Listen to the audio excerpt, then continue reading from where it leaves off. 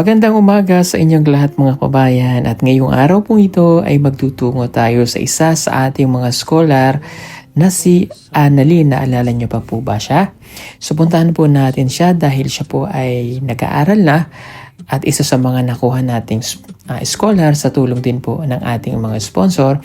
So puntahan natin siya doon sa kanilang bagong tinitirhan dito po sa Sitio Alon. So matagal din na panahon, like 2 months na hindi ko po siya nakita dahil naging busy rin po kami at isa pa doon ay palagi pong hindi namin siya agad mapupuntahan dahil malayo po yung sitio nila noon. Kung maalala yung sitio Cabalantian kung saan natin siya nakilala, pero ngayon ay doon na sila nakatira nga sa ipinagawa ng kanyang pamilya na bahay dito lamang po sa may ibaba ng Sitio Alon. Kaya let's go, puntahan na po natin para makamusta natin si Annalyn.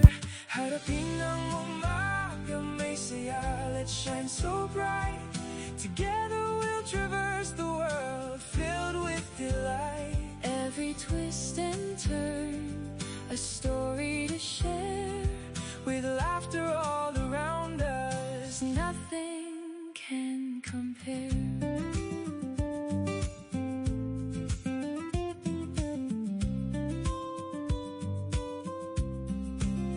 From the valleys low to the mountains high, we'll chase the golden rays as the day rolls by. Through fields of flowers, let's write our song. With every heartbeat, together we belong.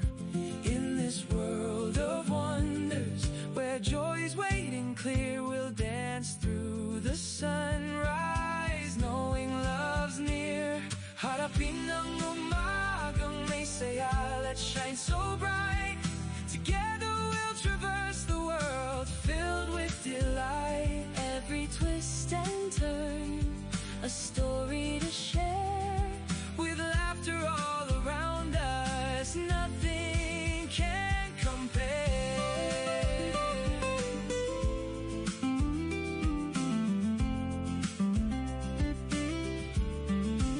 So take my hand, let's embrace the bliss. In every moment, let's find our happiness. Through mountains of joy and rivers of cheer, we'll journey together with no room for fear.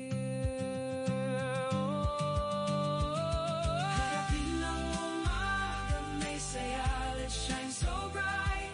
Together we'll traverse the world, filled with delight.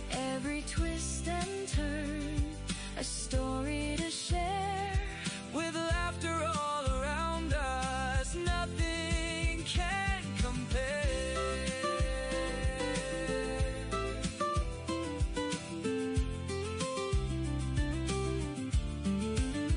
Naglakbay tayo, let's face the day with cheer.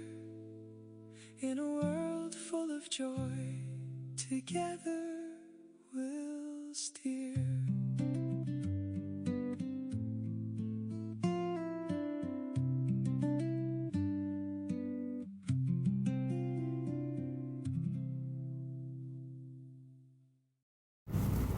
So ayan mga kababayan, nandito na nga kami ngayon kay Annalyn at pasensya na lamang kayo dahil i-voice over ko ito dahil nagkaroon po ng error sa ating audio at ito na nga dumating na ang nanay po ni Annalyn na galing pa sa UMA. So puntahan natin sila dito sa kanilang bahay na tinitirhan.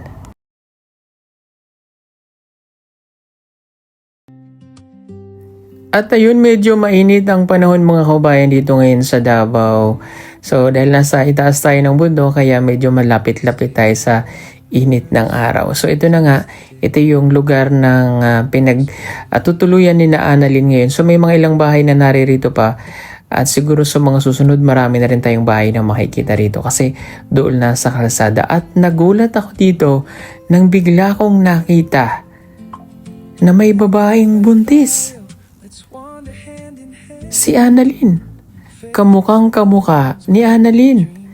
Pero hindi po pala siya yan. Dahil ito po ay kanyang pinsan pero para silang Pinagbiyak na. So ayan, tara pasok tayo dito sa kanilang bahay. So itong bahay pong ito ay hindi pa tapos dahil ito po ay pinapagawa pa rin nila. Yung pinagpagawa po nito ay galing doon sa mga donasyon na natanggap nila na ibinigay natin noong mga nakaraang buwan. Siguro mga 3 months ago. Ayan. So dito sila nakatira at maalala nyo itong binigay nila na mais sa amin, yung violet or purple corn. Yan, sa kanila po galing yung bini na yan. Kaya dumami yan at naparami po namin sa PB House. Tingnan nyo, ang ganda rito. Ganda talaga ng lokasyon ng bahay nila.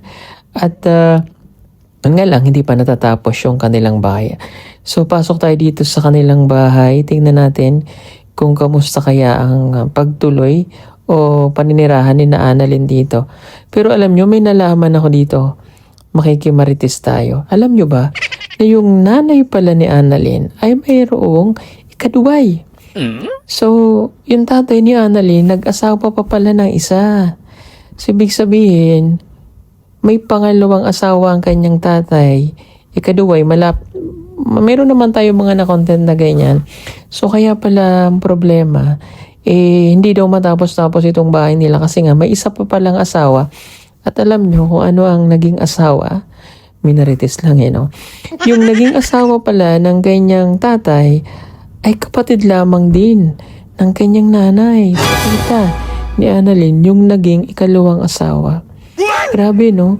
Ganun po talaga silang mga katutubo. So, maganitong pagkakataon ay normal na yan sa kanila at legal sa kanila. Kaya halos hindi ako makaano. Pero kapag nakakarinig pa rin ako ng ganun, talagang nagugulat pa rin ako na pwede pala yan, no? Yung kapatid mo magiging asawa rin ng asawa mo. But anyway, again, respeto po natin dahil yun po ang kanilang kultura. At habang nag-aantay nga kami ay tinuro muna kami ni ate dito sa kanilang bahay na hindi pa nga natatapos. So pinakita niya sa amin kung saan daw natutulog si Annalyn kapag umuwi rito. So ito nga yung kabuuan ng kanilang bahay at talagang hindi pa nga ito natatapos. Marami pa daw silang gagawin dito at syempre yung budget nga nila ay kulang pa nga rin daw kaya yung ibang mga materyales ay hindi na nila nabili. At sa aming pagkukwentuhan ay maya-maya lamang ay dumating na nga po si Annalyn.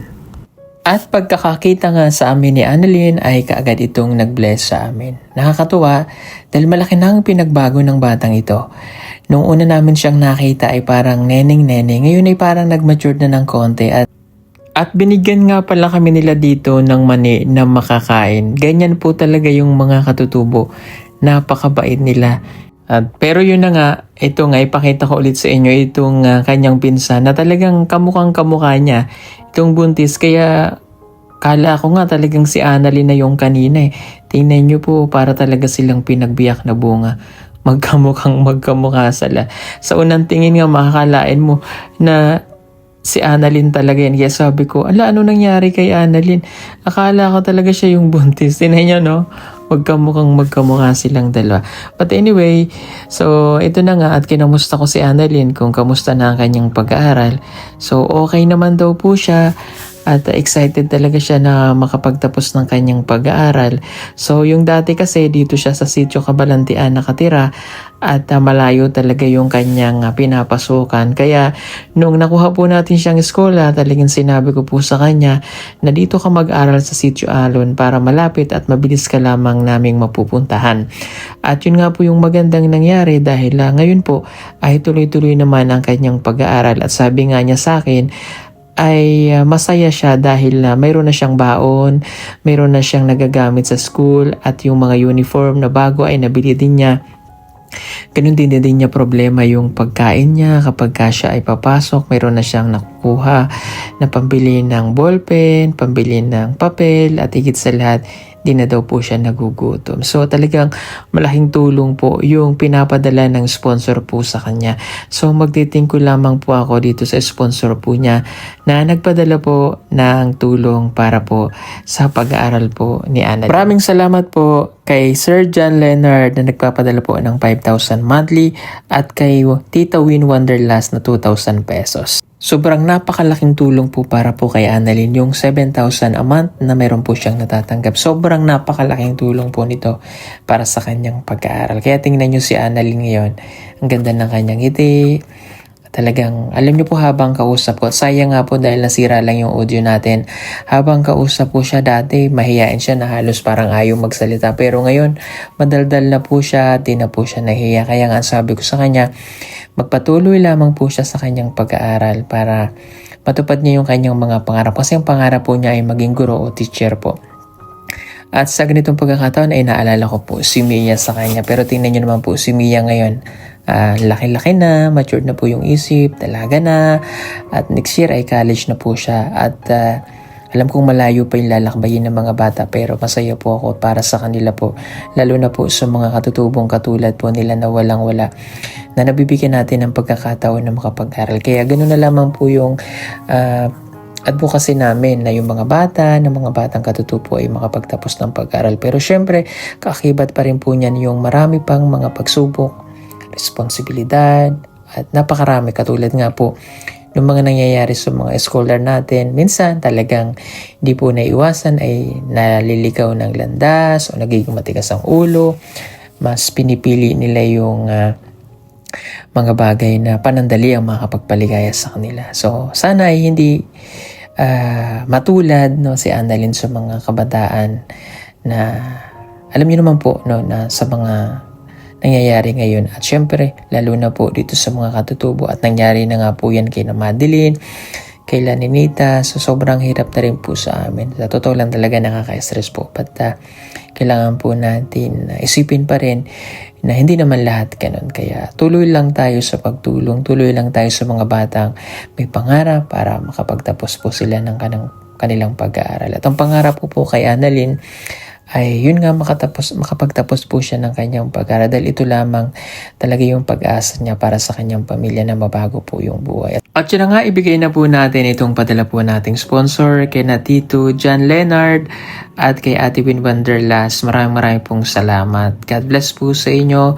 At sana hindi po kayo magsawa na tumulong sa mga kapuspalad nating mga kababayang katutubo. Maraming pong salamat sa inyo. Ganun din po sa lahat ng mga sponsor po natin. Hindi ko po ito magagawa kung hindi dahil po sa inyo. Dahil sobrang pagtitiwala nyo po sa amin. Napakarami na po nating scholar. At alam nyo po, nasa 40 plus na po sila. At awa ng Diyos ay kinakaya pa rin po natin lahat silang i-monitor. At sana ay maging maayos ang lahat at makapagtapos po ang lahat ng ating mga scholar. So pasensya na kayo mga kababayan at yun nga nasira kasi yung audio natin kaya hindi po naging maganda itong vlog natin. But okay lang po yan. Ganun talaga minsan may mga pangyayari na hindi natin inaasahan. So yun lang at hanggang dito na lamang po itong maiksing video natin. At pasensya na ulit kayo. Marami pong salamat. Thank you once again. God bless you all. Bye-bye!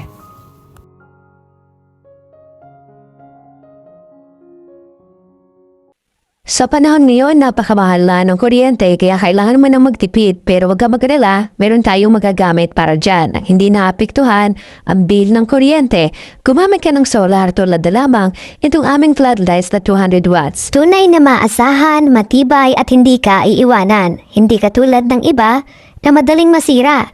Ito, pangmatagalan talaga. Kaya kung naghahanap ka, mag-order ka na sa amin. PM ka lamang, yan nasa screen niyo po o tumawag sa mga numerong inyong makikita. Maraming salamat, order na!